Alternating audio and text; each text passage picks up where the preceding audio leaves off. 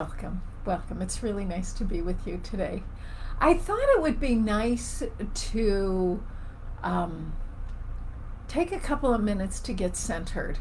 Okay, I want to talk to you about a few things that have been on my mind, some things that have happened in my life since we last met. And of course, if you want to send in a question, uh, if I can answer it, I'll be happy to. If I can't, I can't. But if I can, I will. You know that. Anyway, so if you'll join me, let's take a moment and get centered. Okay? And we do that by closing our eyes, right? You want to close your eyes and open your awareness. Open your awareness to the reality of who you are today, right here, right now, the person that you are. With your feet on the ground. Wonderful. Your head far above your feet, I hope. But it is. Your feet establishing the connection that you have with the planet. It is a connection of aliveness and power, enrichment, stability. It is a dynamic relationship that you have with the earth.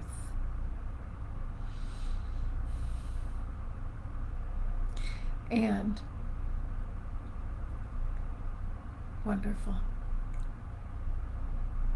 Directing your attention now to the upper part of your body, yourself, right? Your head. Right. There's an altitude of awareness that you have that brings you here today. Right? You may be very sensitive to the thoughts, the feelings, the consciousness of those around you and the greater world in which you live. It is also highly likely that you have an acute awareness that there is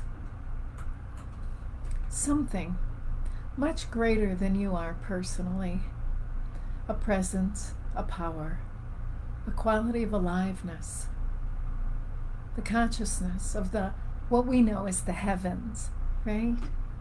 And you're part of it. It is a consciousness that is both beyond you and within, right? If it exists anywhere, which we know it does, it exists everywhere. Terrific. And so you open your awareness to the reality of yourself, the human being that you are, as the intersecting zone of the heavens and the earth. Who you are is the place where these two seemingly different dimensions meet. The physical, the human, right? Connecting with the spiritual, the unseen, right? Engaging the mind, the emotions, your past, your future, meeting here today within you in the present. Recognizing that the space that you occupy here in the world has been saved for you. It is not my space. It's not anybody else's. Not your spouse, not your children, your friends. It's yours. There is a space in consciousness, a space of existence that you hold. It is a dimension that life has saved for you, the person that you are in this place at this time. And from this place we begin our work. And so we do acknowledge the forces of light, asking for guidance, direction, and courage to know the truth as it is revealed for our highest good and the highest good of everyone connected to us. Hey, all right. All right. It's nice to, again, again, it's good to be here. So, thank you for joining me in that centering. It's nice, isn't it? Especially, listen, I want to tell you a couple things. It's crazy. I wanted to talk to you today about manifesting, actually, inspired manifesting, right? Which is the topic, the title of my fourth book, which I don't know when it's coming out, but when it is, I'm going to tell you. But just so you know, the book is done, and when it's ready, the whole world is a little upside down at the moment, and the way we've always done things has collapsed. All right, good news in many ways, frightening news in other ways. So I thought I would talk to you about manifesting, about inspired manifesting, and just a couple of ideas that I thought might be helpful to you as they have been helpful to me. Do you know what's really interesting? So I'm here in Chicago, right? And we had a heck of a storm yesterday. Oh my goodness gracious. And at my house, there is no power. No power, no electricity, no gas, no internet. Excuse me. All right. It is so dramatic. And I stood in the alley this morning with my neighbors, right? Across, like the people across the alley, the people next door on one side, on the other side. And we've all been, becoming much more familiar with daily habits and comings and goings of one another since the pandemic. Right. But I have to tell you, this storm just took it all to another level.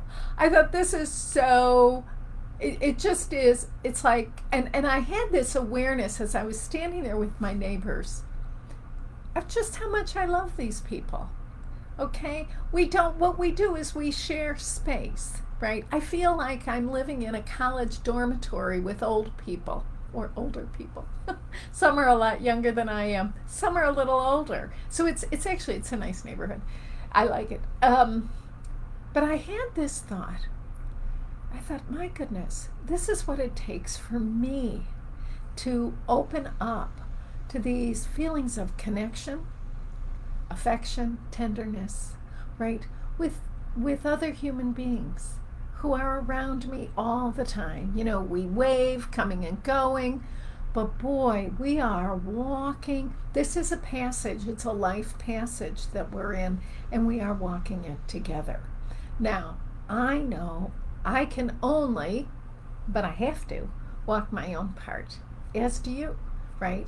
So I can't walk your path, you can't walk mine, but we can walk our individual paths together. This makes a very broad highway, as you know. So these are fascinating times.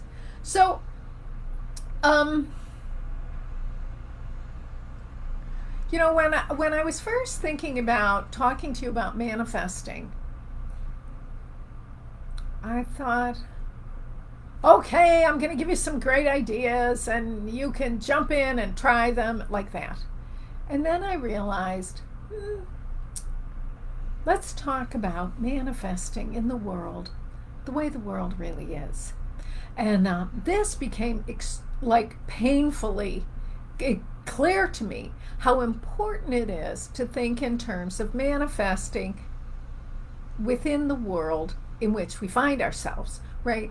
I recently did a live online class. It was there was a classroom in Taipei, Taiwan, and Shanghai, China, right? And I'm here in Chicago. It was fascinating, as you can imagine. It was wild. When I first started doing this work, we used paper flyers and envelopes, and we had mailing lists and telephone calls. Do you understand? This is like, oh my God, I never knew that we'd be able to do these things.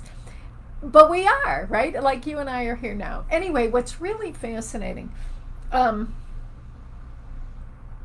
so I'm doing this class, right?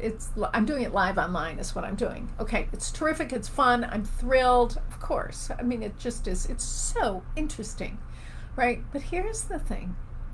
there were a couple of students who were really upset. I mean, upset. And it turns out what they're upset about is they had been visualizing me coming there in person. Isn't that nice? I mean, it's so nice. I am like, oh my God, that is so sweet. Here's the problem. It can't happen. We could visualize, we could meditate, we could do all kinds of things.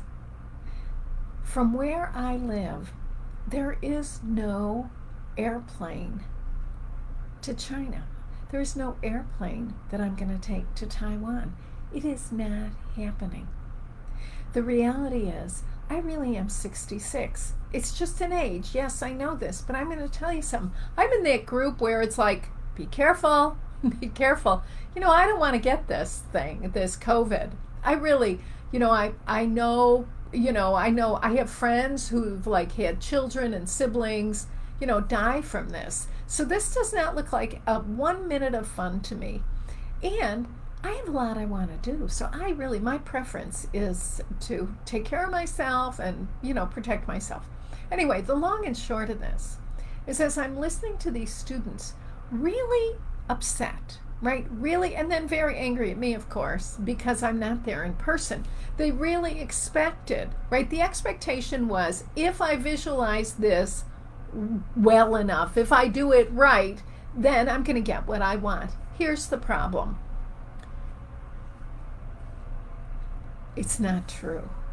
Okay? So we're really, one of the great challenges for all of us, right, is what is this business? What does it mean to manifest, right, in times like this? We're really, I don't know about you, but it's like someone has pulled the rug out from under us. There is no floor, right? Just when I think, oh, this is as bad as it gets, right? There's a power outage. Holy smokes. Anyway, but here's the thing.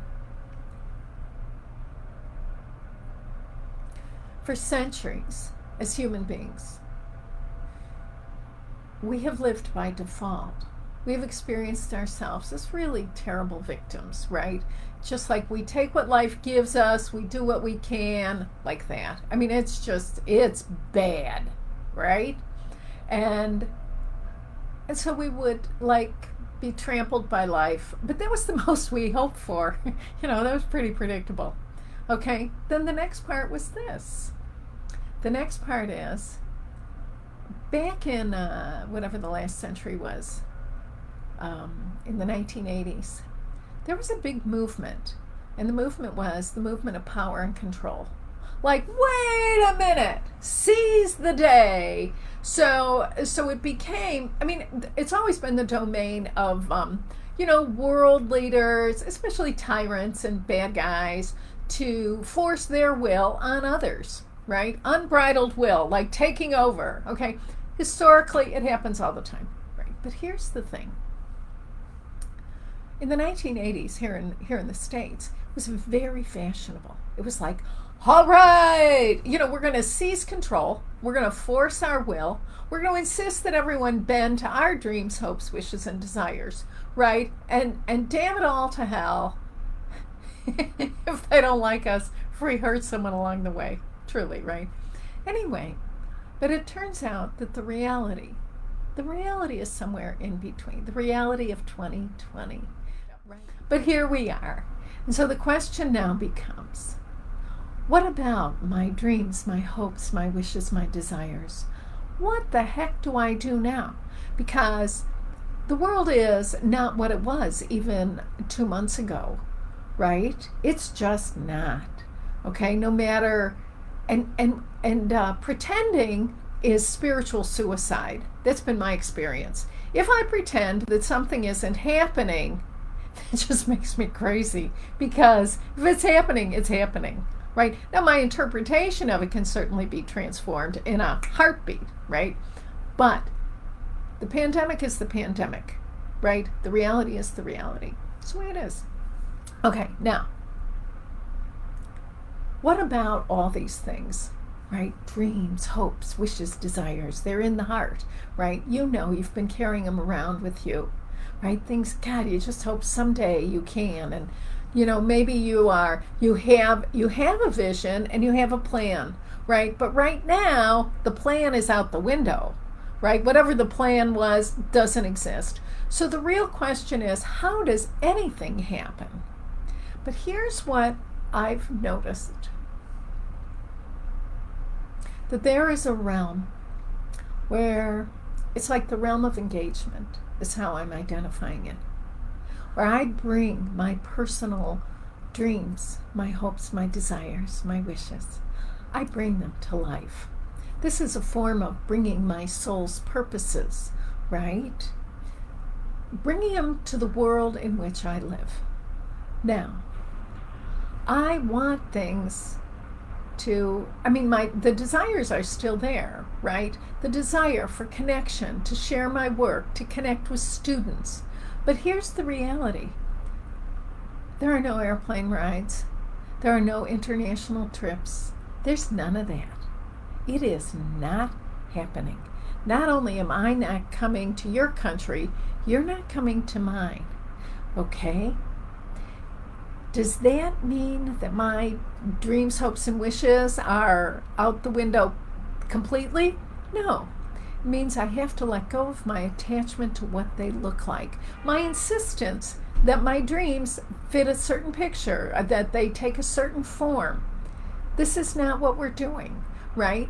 It's like, so it turns out I can connect with students, but it has to be virtually right now, right? And it's just, and no matter what I think of it. So what I need to do is open myself up to the reality in which I find myself. And this is a reality where virtual connection is first class. It's number one. It's what works, right? And here's the thing, when I stop judging the avenue through which my good comes, I can enjoy it. When I stopped thinking that online was lame, not so good, when I stopped thinking that way, guess what happened? It really started to blossom, right? So it's very, very exciting. So what we want to do is put our attention on the experience we hope to have, right? The experience I'm seeking is the experience of being connected to you. The experience where you and I, where there's a, what do you call it? Like an exchange, right? That's really, I love that. That's the best, right? But if I wait, if I'm like, fearful, right? Opinionated, judgmental, all those kinds of things. And I'm like, well, forget it. If it's not in person, I'm not doing it. Well, then I'm going to miss you, right? And so the question becomes, what is it I want? Do I want the image? Do I want the form? Or do I want the experience? By focusing on the experience and letting go of the form, that's when life comes in and we have miracles. Okay, miracle is kind of a funny word. But anyway, but it's what it really is. I mean, you know this, right? It's like something happens. There's when there's an alchemy, right? When I bring my hopes, dreams, and wishes to life, the world in which I really find myself, the world of no airplanes, the world of virtual reality, I'm like, woohoo, right? But when I bring my hopes, dreams, and wishes to this reality, then, and let it go to the best of my ability, right? Like, okay, life, whatever, I'll take the hint, I'll follow the lead. You know what happens? I find myself on Facebook Live. I found myself on webinars. I find myself on Zoom calls, right? I find myself on Skype. There are so many ways for you and I to connect. And I am so grateful, right? Because what's important is that we can make these connections and to let go of the form. I want to let you know that there's a couple things going on, happening, whatever, that I want you to know about. The first is that now you can get these audibles with me reading the books, which, if you think about it, all the meditations that we do, all the guided practices, in the records, outside of the records, it's hard to read them and then do them. I mean, you know that. Anyway, so this is a chance for that. And then the other thing I've done that I'm very excited about is record just guided practices. So there's 2 programs of guided practices. One is, spiritual awareness, and then the other is empowerment, healing and empowerment. So there's 2 programs. It's just guided practices. It's guided practice after guided practice after guided practice. It's so much fun. First of all, I had a blast doing it. And so I hope you enjoy it as well. So that's that. The other thing people have asked me a lot about is how do I build my practice of doing readings? What the heck do I do? Some of you have read the books. Some of you have come to classes with me or with certified teachers. We come to this in many, many ways. But a big question is, how do I build my practice? Well, starting tomorrow, our elite certified teacher, Patty Collinsworth, is doing, it's on Learn It Live. She's doing a program on how to build your practice of working with others. Because that's a particular part of the path. Patty is very good at this. She's been a teacher since 2010. She's been very active. She actually has the longest running study group in the world, right? And it's right there in at Circles of Wisdom in North Andover, Massachusetts. Anyway, if you get a chance, go to that. Anyway, it's really good. Patty's wonderful. But here's the thing. So Patty knows what she's doing, okay? The other thing I want to let you know is also at the Linda Howe Online Center for Akashic Studies, we now have our recognized, certified teachers in good standing offering live online certification classes. So one of our elite certified teachers just did how to read the practitioner certification, how to read the Akashic records, Amy Mack. Okay, and she's in Boulder. She did this class, and she's going to be doing an advanced practitioner class sometime in, I think it's September. Anyway, but look that up, because I think it's a way for you to earn these certifications, right? And to be trained by people who really know what they're doing. There's a recorded online healing practitioner certification. So it's me teaching, right? It's really the core of my work. Okay, so it's me teaching, and you can earn your certification with the recorded class. There's homework. And we give you a live mentor. So you'll have up to 2 hours of live mentoring with a well-trained certified teacher, right, who will actually answer your questions and help you out if you need help, right? If you need it, that's there for you. Somebody who will help you if you have questions and review your homework, right? So there are people who are, they're ready to help you whenever you're ready to jump in. So you might want to take a look at that. I know some of you, we've talked a lot in the past about the upcoming teacher training in 2022. But the issue, but I want you to know, I know people have been asking me a lot, I don't want to wait till 22. I don't want you to wait either. Now listen, I don't know the solution at the moment. I really don't. But I'm working on this, okay? So as soon as I have a solution, I will share it with you. But please, in the meantime, get your, you need 5 core courses. Take your 5 core courses so that, when I have the alternative to the in-person, I know many people are much more, just as anxious or more so than I am about meeting in groups in person. And so safety first, right? But being safe does not mean that we have to be separate. Being safe means we will have to explore our real options, and we will live our best lives in the world in which we find ourselves. So I want to thank you so much for being with me today. I love you.